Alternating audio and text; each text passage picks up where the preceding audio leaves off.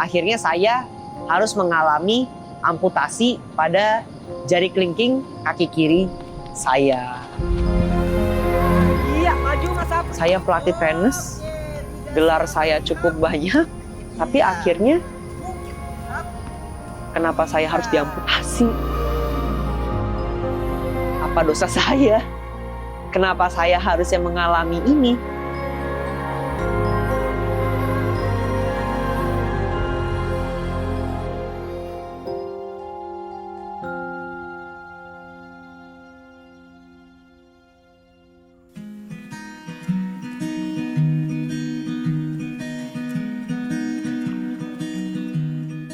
Halo, perkenalkan nama saya Aloysius Georgius Susanto. Saya lahir di Bintaro pada tanggal 18 Februari 2002. Sebenarnya awalnya itu saya sudah divonis diabetes mellitus tipe 1 sejak umur 13 tahun.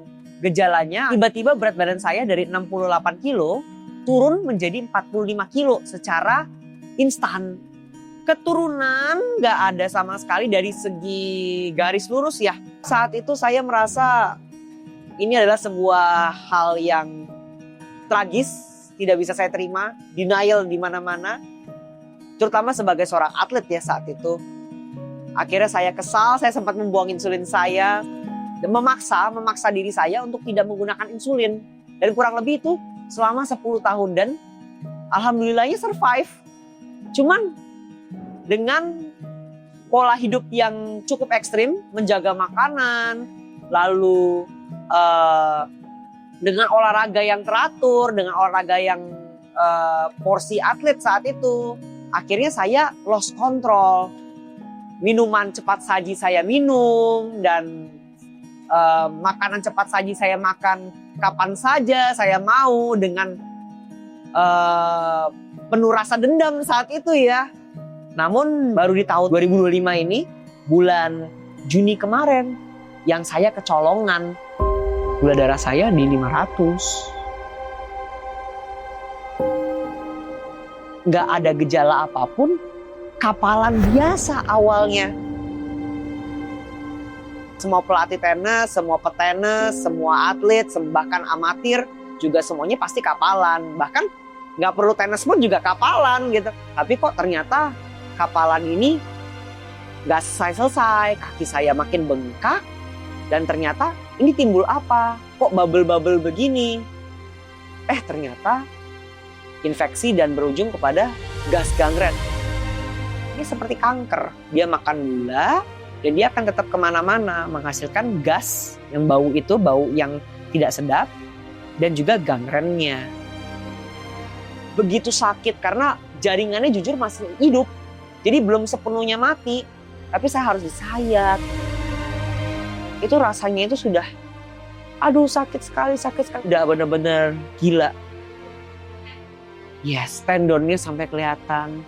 Itu karena memang sudah menjalar kemana-mana. Akhirnya saya harus mengalami amputasi pada jari kelingking kaki kiri saya.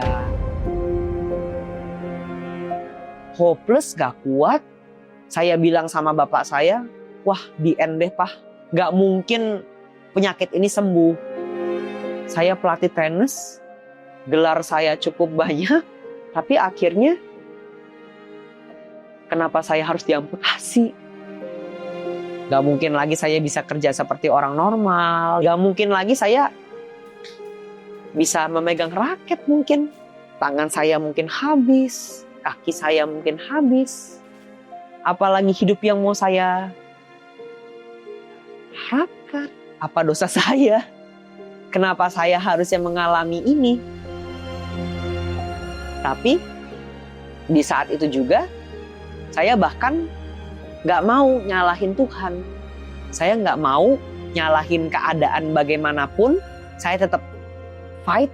Entah bagaimana caranya Tuhan memperkenalkan saya dengan dirinya. Gak apa-apa deh, saya harus jalanin. Saya berhak untuk merasakan yang namanya kesempatan berikutnya.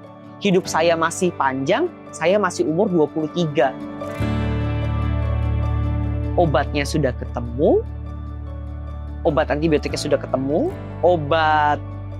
saya menggunakan insulinnya juga sudah ketemu, dosisnya sudah pas, pola makannya sudah ketemu, serat dulu baru protein, baru kalau mau karbohidrat sedikit silahkan, mungkin sekitar 2 sendok nasi. Nasi pun juga nggak perlu nasi merah sebenarnya waktu itu. Tapi saya juga waktu itu lebih disiplin untuk tidak memegang nasi sama sekali ya sebelum saya sembuh ya saat itu ya. Akhirnya untuk pertama kalinya gas gangren saya stop. Jadi di gula darah 150, gas gangren saya akhirnya stop untuk berkembang. Jadi Coach Gio itu bakterinya itu anaerob. Gas gangren itu memiliki 2 tipe bakterinya. Ada aerob, ada anaerob.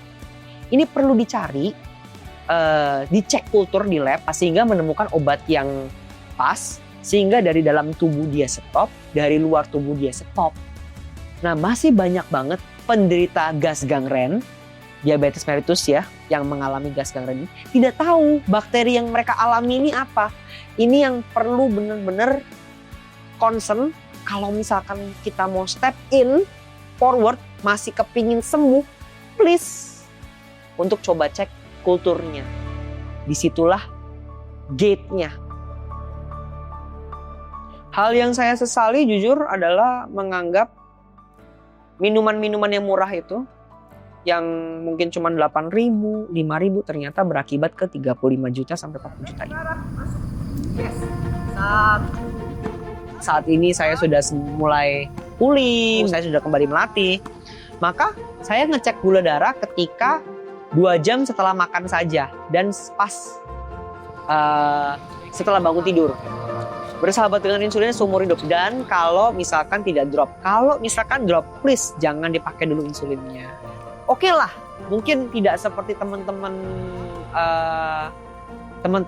yang mungkin menjuarai tenis di saat-saat ini ya, mungkin seperti pemain-pemain pelatnas.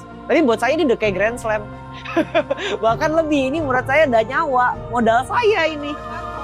Saya nggak mau hidup saya berakhir di sini saja. Walaupun mungkin kaki saya harus hilang, saya pikir kalau saya sembuh, saya bisa nih. Saya bisa untuk menunjukkan ke orang-orang bahwa gas gangren ini masih bisa sembuh. Asal kita niat, kita semangat untuk mau berjuang yang lebih dahsyat lagi. Lebih dari orang-orang biasanya.